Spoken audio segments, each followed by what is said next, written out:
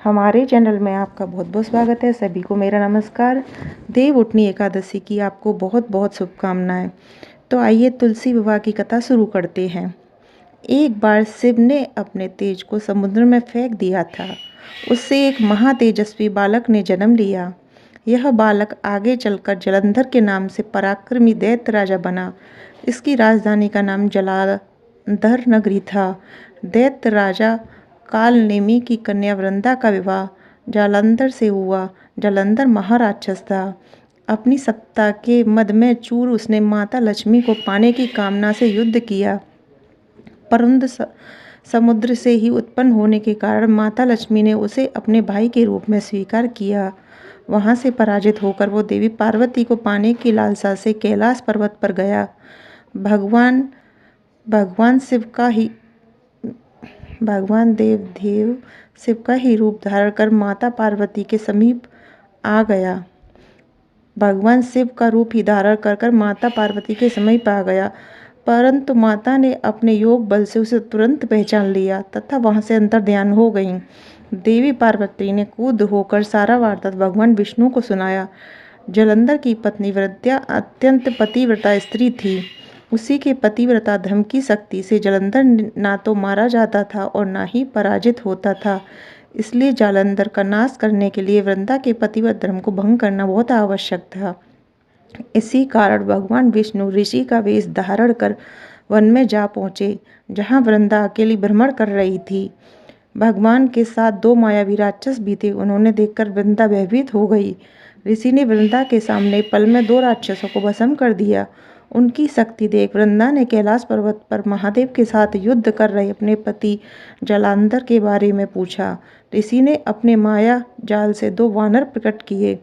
एक वानर के हाथ में जालंधर का सिर था तथा दूसरे के हाथ में धड़। अपने पति की यह दशा देखकर वृंदा मूर्छित होकर गिर पड़ी। होश में आने पर उन्होंने ऋषि रूपी भगवान से विनती की वह उसके पति को जीवित कर दें। भगवान ने अपनी माया से पुनः जालंधर को सिर धड़ से जोड़ दिया, परंतु स्वयं भी वही शरीर में प्रवेश कर गए। वृंदा को इस छल की तनिक भी आभास न हुआ। जालंधर बने भगवान के साथ वृंदा पतिव्रता का व्यवहार करने लगी, जिससे उसका सतीत्व भंग हो गया। ऐसा होते ही वृंदा का पति जालंधर युद्ध में हार गया। इस सारी लीला का जब वृंदा को पता चला तो उसने क्रुद्ध होकर भगवान शिव को हृदयहीन शिला होने का श्राप दे दिया।